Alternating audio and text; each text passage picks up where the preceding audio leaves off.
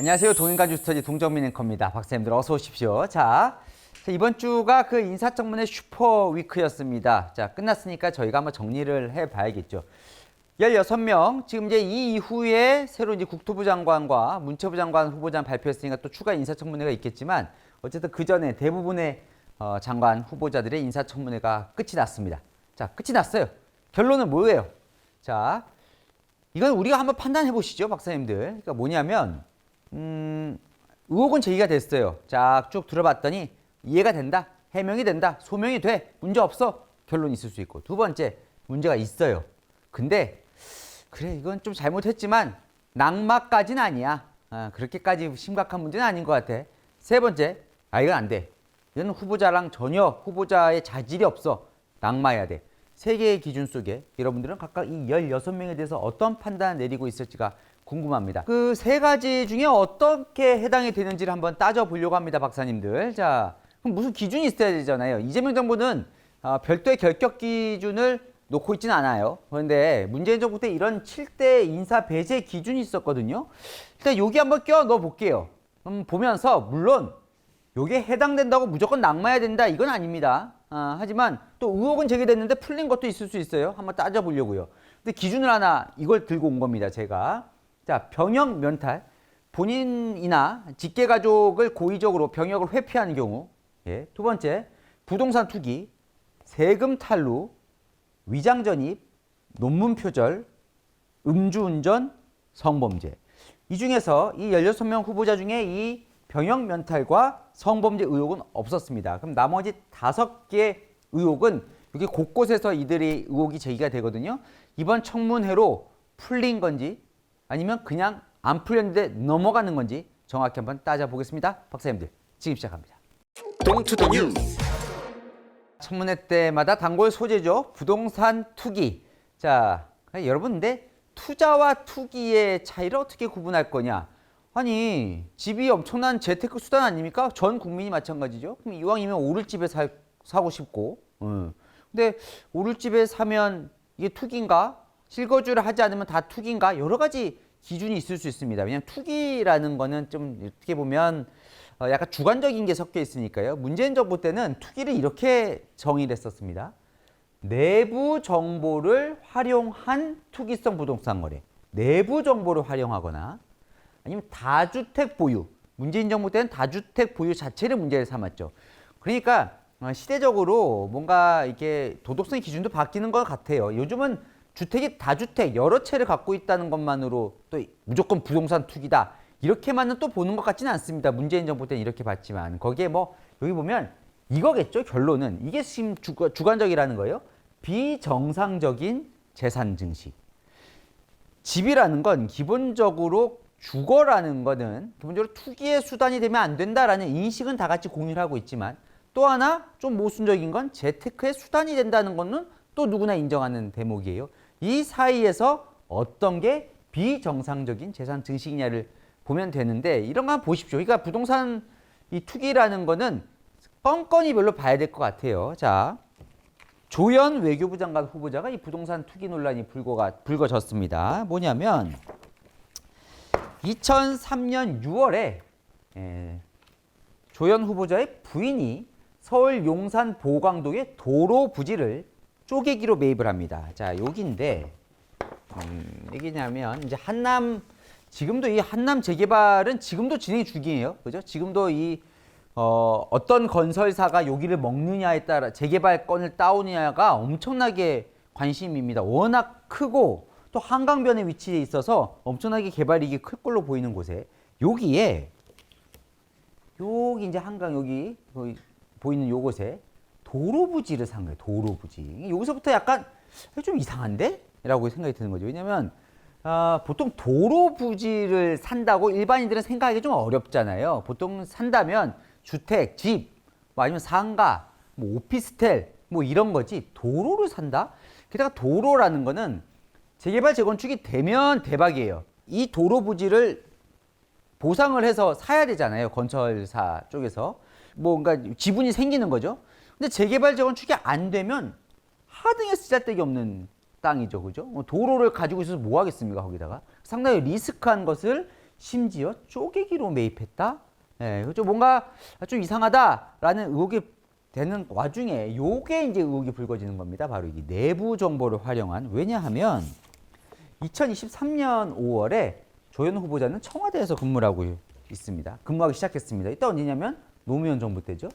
청와대에서 근무를 하고 있는데 6월에 사요 땅을. 그죠? 그리고 나서 11월에 이 부지가 하남 뉴타운 3구역으로 지정이 됩니다. 예.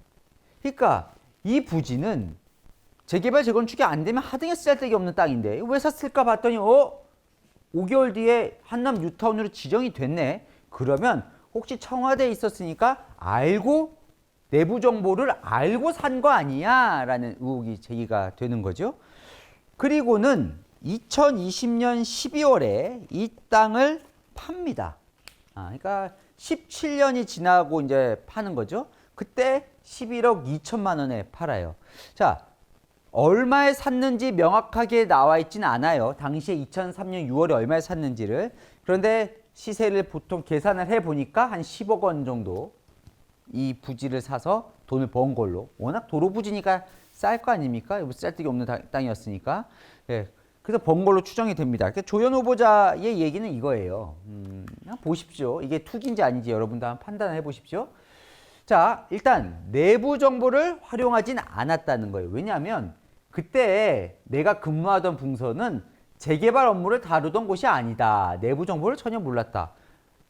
조현 후보자는 외교부 장관 후보자잖아요. 평생 외교관을 했습니다. 그러다 청와대 파견됐으니까 정책 실종에 외교 쪽 담당하는 일에 있었던 거죠. 그러니까 이 재개발 재건축의 정보를 얻으려면 청와대라도 이 분야마다 일하는 곳이 다 다르잖아요. 내가 외교하는 쪽에 있었는데 내가 어떻게 정보가 있었겠냐라고 얘기를 해요. 그러니까 뭐냐면 그때 당시에 이미 이 한남 뉴타운은 개발될 거라고 이미 소문이 다 났었다는 거죠.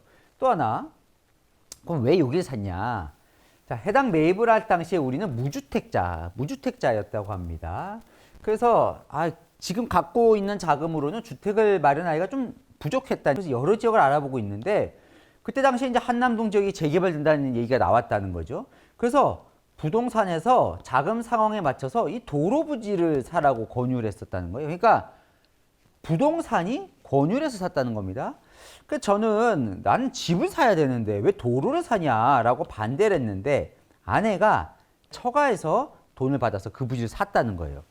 자, 그런데 이제 가격이 올랐다는 거예요. 이제 몇 년 전부터 가격도 오르고 재개발되면 아파트도 준다고 해서 굉장히 좋아했어요. 그런데 왜 팔았냐 그러면 더 오를 수도 있는데 팔았다는 거예요. 왜냐하면 문재인 정부 때 고위공직자들은 아파트 두 채도 보유하지 말라고 해서 뭐 아파트 아니더라도 어쨌건 팔았다는 거예요. 자, 물론 10억을 벌어서 내가 횡재를 했다고 생각했지만 악의성 투기를 한 건 아니다. 단 한 번도 아파트 한 채 외에는 내가 보유한 적이 없다라고 이제 해명을 하고 있습니다. 어때 보이세요? 여러분 이거 투기라고 보이십니까?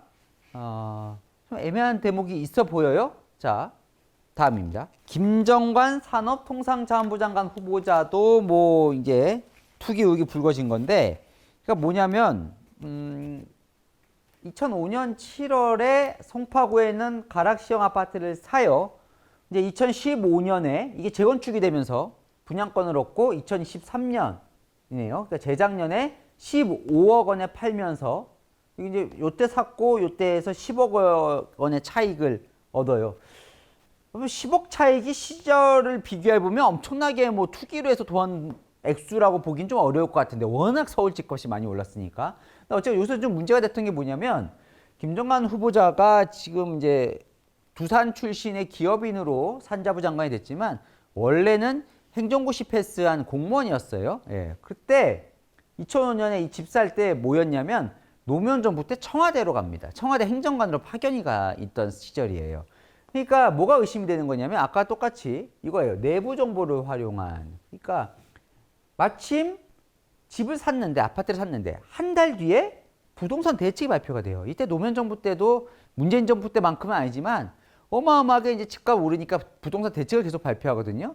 그러니까 이때 대책 발표하면서 규제가 심해져요. 근데 이걸 알고 대책 발표하기 직전에 아파트를 사면서 그 규제의 적용을 받지 않은 거 아니냐라는 의혹이 불거진 건데 김정한 후보자는 전혀 아니다. 나는 다주택 보유도 투기 목적도 아니었다라고 해명을 했습니다. 후보자들 이제 인사검증할 때마다 이 나오는 이 농지법 얘기도 한번 여러분들 같이 좀 잘 보십시다. 이게 왜냐하면 농지는요, 농사를 짓는 사람만 살 수 있어요. 네.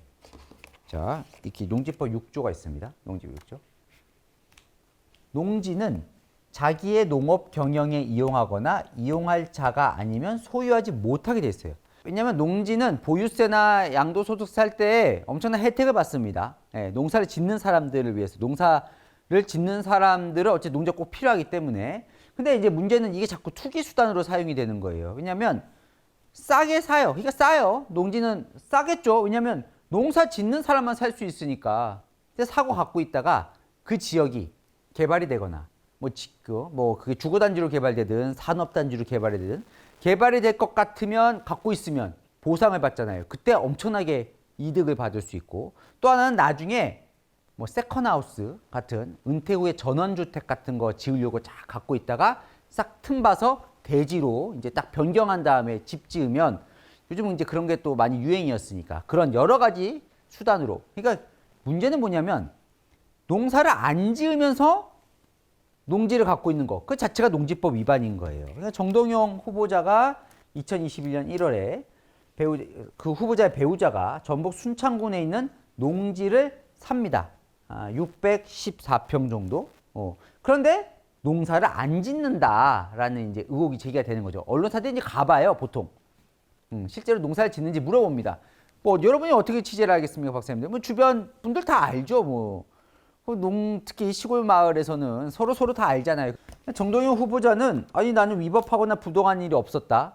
실제로 농사를 짓는다. 근데 이제 농사라는 게 매일 지어야 하는 건 아니잖아요. 그죠? 그러니까 농업 경영을 하면 되니까. 예. 그러니까 꼭 매일 아니더라도 틈나는 대로 와서 농사를 지으면 그것도 농사를 짓는 거라고 볼 수 있으니까 또 애매한 구석이 있는 거예요. 그죠? 정은경 후보자도 네. 비슷한 의혹인데 강원도 평창군에 논밭을 샀어요. 약 1658평 배우자가. 예. 근데 이제 그럼 농사를 져야 되잖아요. 근데 마을 사람들한테 가봤더니 동네 주민이 임대해서 감자 농사를 지고 있다라고 이제 증언이 나온 거죠. 그러니까 이거 남한테 맡겨놓고 자기가 안 짓고 했으니까 농지법 위반 아니냐. 그러니까 임대를 해서 하는 게 완전히 불법은 또 아니에요. 그러니까 농지은행이라는 곳에 내 토지를 위탁하면 농지은행에서 임대 절차를 거쳐서 그런 절차가 있습니다. 근데 이제 정은경 후보자는 그런 절차를 거친 걸로 보이지는 않아요. 그렇게 되니까 아름아름 동네 주민들에게 그냥 좀 져주십시오라고 했던 걸로 추정이 되는 상황에서 이제 농지법 위반이다라고 의혹이 제기가 되는 거죠. 정은경 후보자는 청문회에서 이 저희 가족과 거의 30년 가족처럼 지낸 지인과 농사를 같이 지었다면서요. 부족함이 있다고 보실 수 있지만 최선을 다해 지었다. 완전히 부인을 했습니다. 자기가 농사를 지었다는 거죠. 자, 한성수 중소벤처기업부 장관 후보자도 이건 본인이 농지를 갖고 있어요. 경기도 양평군에 550평 농지를 갖고 있는데 마을 사람들한테 물어봤더니 본인이 안 짓고 어머니와 언니가 와서 밭일을 하더라. 그런데 사실 본인이 안 지으면 이 농지은행에 맡기지 않는 한 불법입니다. 원래 농지법은 자기가 해야 돼요. 근데 한성수 후보자가 청문회 때 이런 해명을 한 거죠. 인정했어요. 내가 한 건 아니에요. 그러니까 주말 농장 용도로 내가 농지를 샀는데 네이버가 대표가 된 후에 내가 유럽에 가 있고 하다 보니까 관리가 소홀해서 가족이 관리를 했다는 거예요. 그러면 괜찮다고 생각했다는 거죠. 자, 이런 게 이제 검증이라는 게 좀 어려운 거죠. 그러니까 농지법 위반의 소지가 뭐가 있어 보이는데 막상 해명을 들으면 또 이해가 되는 구석은 있는 거예요. 그죠? 내가 못 지니까 이 땅을 팔아야 되는 게 사실은 법상으로는 맞는 거고요. 아니면 농지은행에 이제 해야 되는데 그냥 가족한테 아유 나 잠깐 유럽 가 있으니까 나 대신 좀 농사 져줘요. 그래서 언니랑 엄마가 지은 거예요. 엄밀히 따지면 농지법 위반이지만 또 아유 뭐 그 정도는 하고 생각할 수도 있잖아요. 그죠? 그러니까 이걸로 낙마할 거리는 아니고 뭐 이렇게 생각할 수 있는 거죠. 네. 그런데 또 어떻게 알겠습니까? 사실은 알고 보면 아, 이 지역 개발될 거야 라고 소문을 듣고 샀을 수도 있잖아요. 쌀 때 사놓자. 예. 모르는 거죠. 그러니까 본인의 그 의도까지는 정확히 알 수 없지만 드러난 것만 보고 이게 부동산 투기라고 할 수 있느냐라는 여러 가지 좀 애매한 구석이 있는 거죠. 다음 넘어갑니다. 두 번째, 요것도 한번 살펴봐야죠. 세금 탈루. 자, 고위공직자예요. 우리나라 국민들 의무는 납세 의무죠. 근데 모범을 보여야 할 고위공직자가 세금을 탈루했다면 문제가 되겠죠. 이렇게 되어 있습니다. 세금 탈루의 정의를 문재인 정부 때 보면 고의적으로 소득을 은닉하거나 편법으로 증여해서 세금을 안 내려고 했을 때, 여기서 핵심 뭐예요? 고의적 편법. 자, 봅시다.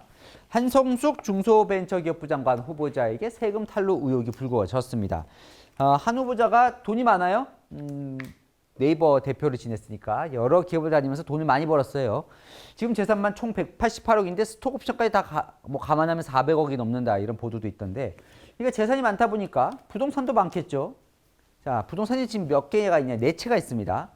송파구 잠실에 있는 아파트가 한 27억 원 되는 아파트가 있고, 역삼동에 오피스텔이 있고, 그다음에 종로구에 상가 건물 2채가 있어요. 그리고 토지도 있고. 이제 여기서 이제 문제가 되는 게 뭐냐면 바로 이 지금 첫 번째는 이 주택인데, 요거를 2006년에 사서 살다가 이사를 가요. 한 후보자가. 어디로 가냐면 2022년, 그러니까 3년 전에 서울 삼청동 주택으로 이사를 갑니다. 자, 이사를 가면서 그럼 이 집이 이제 B잖아요. 사실은 이제 어머니랑 같이 살았던 것 같아요. 어머니는 그 전부터 주소가 여기로 되어 있어요. 근데 자기가 이사를 가면서 어머니를 세대주로 등록을 시켜요. 그리고 언니가 이 집에 옵니다. 자, 이 잠실동 아파트, 요 아파트 집에. 자, 그런데 봤더니 돈을 안 낸 거예요. 무슨 얘기냐면 그냥 자기는 이 집으로 이사 간 거잖아요. 비어 있는 거잖아요. 그러면 원래는 뭐냐면 가족 간에도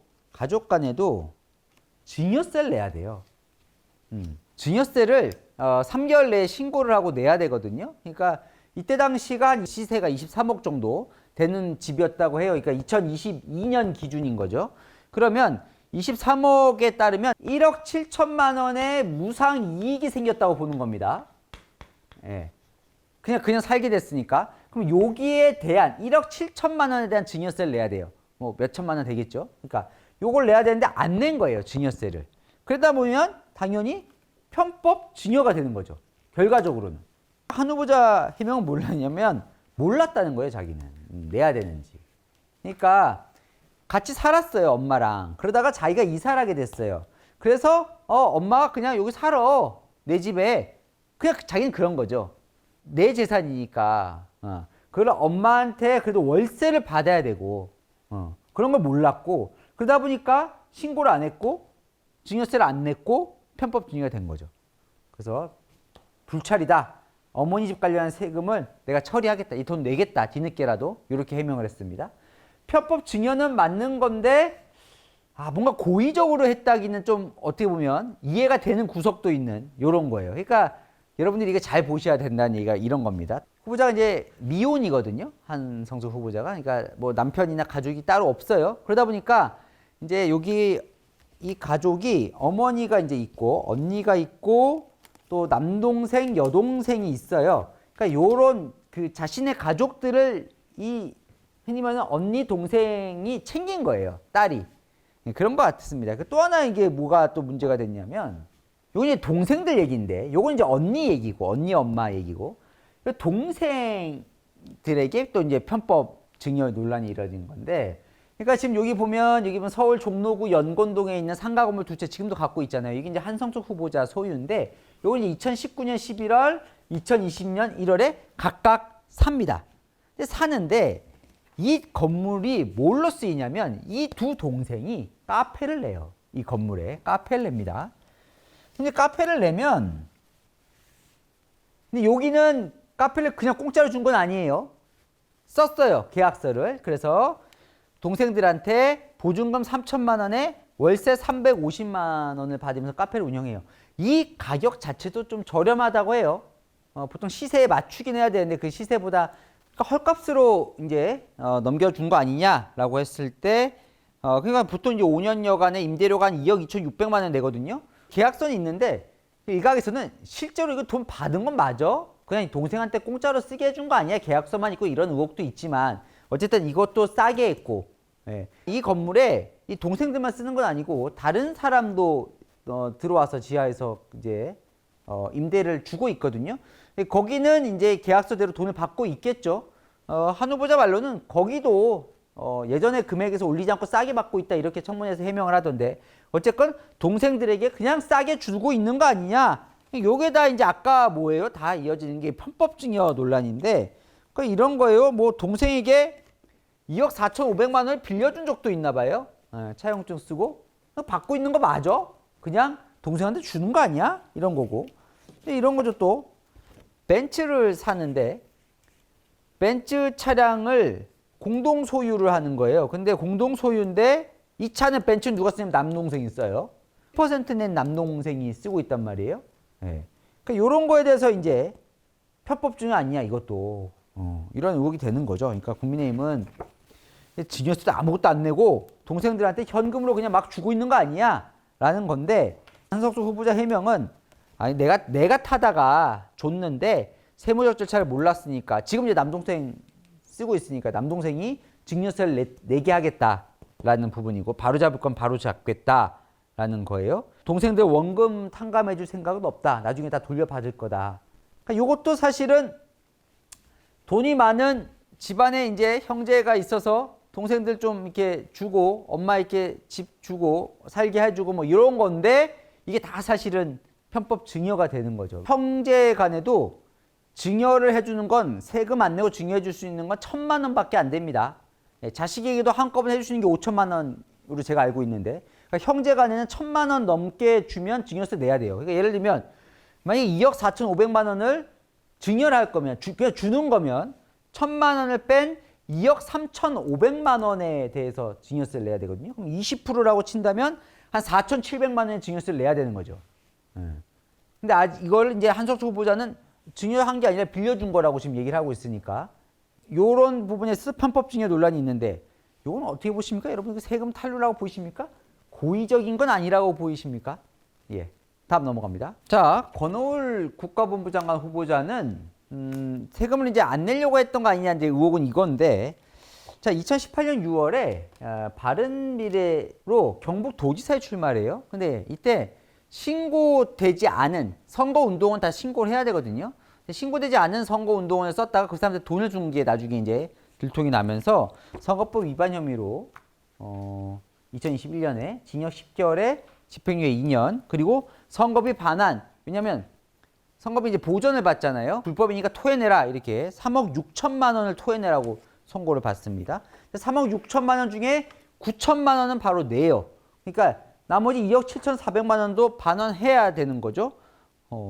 근데 반환을 안 합니다. 지금까지. 안 하는데 근데 이제 문제가 예금액이 재산신고로 보니까 5억 1천만 원 예금이 있던데 왜 안 내냐. 이거 소멸시효 5년 지나면 이거 선거부조분 토해내야 되는 거 안 토해내도 되는 거니까 버티고 안 내겠다는 거 아니냐라고 이제 국민의힘은 공격을 하는 겁니다. 권 후보자는 아니다. 성실히 낼 거다. 자, 최근에도 이 2억 7,400만 원 중에 이번 청문회 때 보니까 5천만 원을 냈다. 이렇게 해명을 하더군요. 본인은 아직 소멸시효 남았고 난 낼 거예요. 라는 거고. 강선우 후보자 같은 경우에는 이건 뭐 세금 탈루라고 볼 수 어려울 수도 있지만 자, 2022년 12월 28일에 지역구 강서구인데 거기에 초등학교 앞에 스쿨존에서 과태료 93,100원 이제 그런데 안 내요. 안 내다가 이게 이제 이번에 후보자 지명되고 뒤늦게 내는 거예요. 2020년에 보니까 이런 스쿨존에서 가중처벌하는 법안에 여기 이제 강선우 대표 발의가 되어 있거든요. 이 자기는 이렇게 해놓고 스쿨존에서 신호 위반도 하는데 심지어 과태료도 안 내? 라고 이제 문제 제기가 들어간 거죠. 강선우 후보자는 아이고 내가 운전한 게 아니고 수행비서가 운전을 했고 근데 청문회 준비하면서 내가 미납한 걸 알아서 바로 납부한 거다. 그러니까 그러니까 이건 액수는 얼마 안 되지만 아니 본인이 이러고 되게 챙기는 척 하더니 챙기지도 않고 그것도 위반하고 과태료도 안 내는 건 일반적으로 세금을 서민들은 세금 오면 과태료 오면 무서워서 빼빼 내는데 꼭 보면 이 후보자들 중에 과태료 많이 안 내는 사람들 있어요. 그죠? 그러니까 일반 서민들 입장에서는 나는 과태료 오면 그냥 빨리 내는데 이렇게 안 내. 이거 기본적으로 이 공직적인 마인드가 잘못된 거 아니야? 이렇게 생각하는 게 되는 거죠. 김영훈 고용노동부 장관 후보자의 경우에는 많이 뭐 안 냈어요. 1995년부터 2015년까지 과태료와 지방세를 체납하고 10여 차례 차량도 압수되고 버스 정차로 뭐 주정차 위반, 과태료 체납, 면허서 체납, 지방세 체납. 네. 근데 이제 김 후보자는 이렇게 해명하는 거죠. 이거는 내가 집에 잘 없어서 내가 노동조합 활동을 하다 보니까 민노총 위원장 출신이잖아요. 그죠? 김영훈 후보자가 노동조합 활동하는 과정에서 집을 비우다 보니까 제때 납부를 못한 경우도 있고 죄송하다. 이건 여러분에게 송구하다. 이런 해명을 합니다.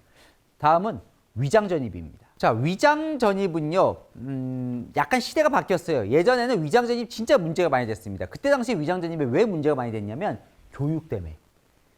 그러니까 우리의 좋은 학교 보내려고 그 자기 주소지로 학교 보내야 되잖아요. 좋은 학교 보내려고 다른 사람 안 살면서 다른 데 위장전입 시켜놓고 애 멀리서 학교 보내는 이것 때문에 낙마한 경우도 실제로 있었는데 요즘은 이 위장전입이라는 거는 조금 이렇게 뭔가 기준이 좀 많이 낮아진 것 같아요. 예, 여기 보면 교육 목적, 청약도 마찬가지죠.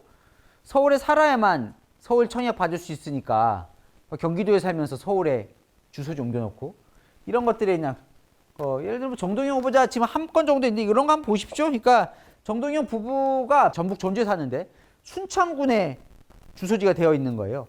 어떤 다른 남자와 함께 사는 걸로 나와 있는 거죠. 여기 근데 알고 봤더니 그 사람이 누구냐면 이 순창에 정동영 부부가 땅을 갖고 있어요. 아까 얘기했지만 그 농지 갖고 있는데 그 농지를 판 사람이에요. 여기에 이제 자기 땅 근처에 있는 순창 땅 근처에 있는 집에 주소지가 되어 있는 거죠. 위장전입 한 거죠. 정동영 후보자도 인사청문회 때 위장전입 맞습니다 하고 인정을 했습니다. 그러니까 이제 국민의힘에서는 이거 원래 농지는 농사를 지어야만 살 수 있다고 말씀드렸잖아요. 근데 전주에 살고 있으면 이거 농사 짓는 거 맞아요? 의심받을 수 있으니까 여기에 그냥 여기 주소 자체가 자기 땅 옆에 있으면 누가 봐도 이거 농사 짓겠구나 생각하잖아요. 그래서 한 거 아니야? 라고 의심을 하는데 정동영 후보자 절대 그거 아니다. 아니 내가 전주에 있으면서 왔다 갔다 하면서 농사 지을 수 있지 라고 해명을 했습니다. 그런데 왜 위장전입했냐라는 거는 밝히진 않았어요. 뭐 더 이상 막 엄청 캐 묻지는 않거든요. 근데 어쨌건 위장전입이 했다는 건 인정을 한 겁니다. 그러니까 어떤 목적에서 뭔가 위장전입을 하긴 했겠죠. 뭔가 이건 이유는 모르겠지만 그렇다고 엄청나게 뭔가 문제가 있어로 의심되는 상황은 아직은 아닌 상황이고요. 자, 또 하나 아까 7대 중에 있었던 게 요즘 시끄러운 게 논문 표절인데 논문 표절은 이렇게 정의가 됩니다. 학술 윤리에 어긋나는 표절, 중복게재, 저자 부당 표시 등 연구 부정행위. 그래서 실제로 4명이나 낙마를 하죠. 교육부 장관 후보자가 이제 뭐 논문 표절, 논문 가로채기 뭐 이런 걸로 이제 낙마를 해요. 근데 지금 이제 가장 시끄러운 게 이제 이 후보인데 왜 이 교육부 장관 후보자가 걸리냐면 일단 하나 교육부 장관 후보자가 되려면 뭔가 이제 그래도 교수나 아니면 교육 쪽에서 뭔가 했던 그러니까 논문을 쓸 일이 많은 사람이 후보자가 되겠죠. 두 번째, 다른 장관이면 몰라도 공교육을 책임져야 될 모범이 되어야 할 교육부 장관 후보자가 논문 표절하면 그게 되겠냐? 더 엄격하게 보는 거죠. 논문 표절에서. 그런데 어쨌건 문재인 정부에서는 논문 표절 자체가 교육부 장관 후보자뿐 아니라 모든 장관 후보자에게도 7대 결격 사유에 들어있는 겁니다. 그래서 봤더니 한 개가 아니라 뭐 16개 얘기가 나와요. 신수 후보자의 논란이 뭐냐면 제자가 어떤 논문을 써서 학위를 받거나 뭔가 논문 발표를 해서 통과가 됐어요. 그 논문의 지도교수가 누구예요? 이진숙 후보자예요. 근데 좀 이따 그 제자 논문을 베껴서 본인이 논문 발표를 하고 거기에 제1저자로 본인이 이름을 넣어놓았다는 거예요. 그럼 제자가 쓴 논문인데 본인이 1저자로 해서 본인 논문 성과로 들어가는 거. 요게 이제 제자 논문 가로채기, 논문 표절 의혹이 되는 겁니다. 근데 얼마나 비슷한 거 봤더니 오타가 똑같다는 거죠. 거의 사용하고 않았으며, 이상하죠? 거의 사용하지 않았으며가 돼야 되잖아요. 그런데 똑같이 이 제자 논문 때 오타인데 이진숙 후보자도 거의 사용하고 않았으며, 너무 똑같죠? 이거 어떻게 이걸까지 똑같을 수가 있느냐? 이거는 민주당 의원도 청문회 때 물어봤던 건데, 역효과를 초래하면 레가 여기 여의로 돼 있어요. 원래 아이잖아요. 초래하고. 잘못 쓴 거죠. 근데 제자 논문에 이렇게 돼 있어요. 그래서 여기에 역효과를 초래하고 오타까지 똑같다는 거예요. 오자까지. 어떻게 이럴 수가 있냐는 거죠. 너무 베꼈다. 베껴도. 그래서 범학계 국민검증단은 표절률이 50% 이상이다. 김건희와는 비교가 안 될 정도로 크다. 전교조도 이건 안 된다. 사퇴하라고 지금 얘기를 한 거죠. 그 이진숙 후보자는 계속 주장합니다. 표절률 50% 인정할 수 없어. 그걸 이제 카피킬러라고 해서 논문이 카피가 됐는지를 이제 체크하는 시스템이 있어요. 물론 조건을 어떻게 넣느냐에 따라서 이제 수치는 많이 달라진다고 하지만 본인은 10% 내가 돌려보니까 10%로 나온다. 표절률이. 문제 없다라고 청문회 때 얘기를 했는데, 어쨌건 본인은 카피킬러 시스템도 신뢰할 수 없고 논문 표절도 아니고, 그리고 실질적으로는 내가 한 거야. 실질적으로 내가 연구 논문 작성했는데 그 석사 과정생이 그걸로 갖고 논문 쓴 거야 라고 해명을 한 거예요. 그러면서 뭐라고 해요? 이공계 관행이라고 얘기를 하잖아요. 그때 이제 또 이 검증단이 반박을 했죠. 그런 이공계에 그런 관행이 어딨냐. 두 번째, 실제로는 본인이 쓴 게 맞다면 얘는 잘못된 거지. 제자가 논문 쓴 게. 만약에 제자가 이 논문으로 학위받아서 교수가 됐다. 그럼 이 교수 자체가 문제가 있는 거 아니야? 이 제자한테 엄청난 피해가 되는 발언이다라고 문제를 삼고 있는 겁니다. 예. 근데 어쨌든 이진숙 후보자는 일절 인정하지 않습니다. 표절 아니다. 내가 주도해서 공동으로 연구해서 내가 일저자 맞다. 예. 근데 어쨌건 표절이라고 하면 사실은 문제가 되는 거죠. 교육부 장관 후보자가. 본인이 사실 그런 거 하면 안 되는, 감시해야 될 자리이기도 하니까요. 자, 볼게요. 병역면탈은 없다고 말씀드렸고, 부동산 투기 의혹 알아봤고, 세금 탈루 의혹 알아봤고, 위장전입 봤죠? 논문 표절 봤습니다. 음주운전. 문재인 정부 때 이렇게 돼 있어요. 상습적인 음주운전이나 중단법 위반. 음주운전 경력이 있는 사람이 김영훈 고용노동부 장관 후보자가 1994년에 음주운전을 해서 벌금 70만 원 받았고요. 윤호중 행정안전부 장관 후보자가 1995년에 음주운전으로 벌금 70만 원 똑같이 받은 게 있습니다. 이 두 사람 모두 깊이 반성한다. 깊이 반성한다. 뭐 이거야 뭐 음주운전 자체가 잘못된 거니까. 네. 이거는 뭐 깊이 반성한다고 해야겠죠. 그러면 음주운전까지 알아봤습니다. 자, 여러분. 좀 성범죄는 없었죠. 지금까지 중에는. 여러분 어떻게 보이세요? 요거 쭉 보셨는데 낙마할 후보가 있어 보이십니까? 뭔가 이게 위장전입을 인정한 경우도 있었고, 논문 표절을 일단 부인하고 있지만 이제 문제가 되고 있고, 여기든 일부 세금 탈루한 게 있었죠. 한성숙 후보자 같은 경우에는. 예, 어떻게 보십니까? 예, 이 정도면 괜찮아 보이시는지. 제가 내일 알아볼 거는 제가 이거 하나 따로 뗐습니다. 왜냐하면 최근에 이게 많습니다. 이해 충돌이라는 말을 많이 보셨을 겁니다. 이해 충돌. 이 이재명 정부에서 내각에서 특히나 많이 나온 검증 의혹 중에 특징인데, 이해 충돌. 이건 힘 있는 사람만 할 수 있는 뭔가 의혹이거든요. 요건 제가 내일 한번 따로 떼서 또 살펴보도록 하겠습니다. 내일까지 보시면 여러분들이 이번 이재명 정부 초대 내각을 내가 한번 이렇게 내가 검증해 보니까 결론이 이거다 라고 내실 수 있을 것 같아요, 박사님들. 자, 퀴즈 나갑니다. 범학계 국민검증당에서 김건희 여사보다 논문 표절 파장이 더 크다며 사퇴를 요구한 장관 후보자가 있죠. 누굽니까? 1번 정성호, 2번 윤호중, 3번 이진숙, 4번 강선우. 자, 정답 아시는 분은 밑에 댓글 남겨주시면 5분 추첨해서 선물 드리겠습니다. 아시죠? 평일에 읽으시는 뉴스, 주말 오후 3시엔 동인간 뉴스터디. 오늘 순서 여기까지입니다. 감사합니다.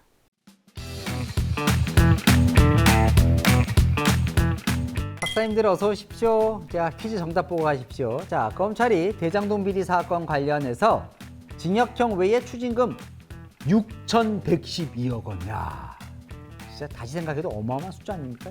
6,112억 원을 구영한 대장동 일당은 누굴까요? 정답은요. 두구두구두구 김만배입니다. 처음 오신 분들이 꽤 있으시더라고요. 너무 반갑습니다. 너무 잘 오셨습니다. 코코님, KOKO님 오자마자 바로 맞춰주셨습니다. 코코님, 대단한 박사님이에요. 처음 들어왔는데 잘 알려주셔서 감사합니다. 잘 봤습니다. 내일 또 시청할게요. 구독했어요 해주셨습니다. 고맙습니다. 처음 오신 분 또 계세요. 리빈님, LEEBIN님 처음 봤는데 쉽고 재밌게 설명해 주셔서 끝까지 다 봤습니다. 다음에도 보러 오겠습니다. 네, 언제든 꼭 오십시오. 고맙습니다. 축하드립니다. 세 번째, 스카이218님. 김만배가 추징금을 다 낼까? 다 지 것도 아닐 텐데? 뭔가 의미심장한 복선이 깔려있네요. 다 지 것도 아닐 텐데. 예, 축하드립니다. 자, 네 번째, 객검님. 자, 제 이름으로 화이팅 해주셨고요. 60년대 생이신가 봐요. 국민학교 다닐 때, 저도 국민학교 세대입니다. 부잣집 자녀들 표준 전과, 동화 전과 하단 부분에 답 요점 정리한 것처럼 머리에 쏙쏙 들어오네요. 뉴스터디가 이제 전과처럼 잘 설명해 줬다 이 얘기이신 것 같아요. 감사합니다. 자, 마지막 정답자님은요. 두구두구 두루두루님. 봉정민 기자님은 예전부터 대장동 일타 강사십니다. 감사합니다. 대장동 많이 했어요. 그죠? 예, 많이 했습니다. 이제 끝이 보입니다. 끝날 때까지 하겠습니다. 대장동. 예, 고맙습니다. 정답 맞춰주신 이 5분, 코코님, 스카이218님, 객검님, 리비님, 두루두루님 꼭 선물 받아가십시오. 채널A 뉴스 유튜브 채널 들어가셔서 게시물 딱 클릭하시면 선물 받으시는 거 나와 있습니다. 네, 더웠다가 비 왔다가 하는데 여러분 여름 잘 이겨냅시다. 저는 다음 시간에 뵙겠습니다.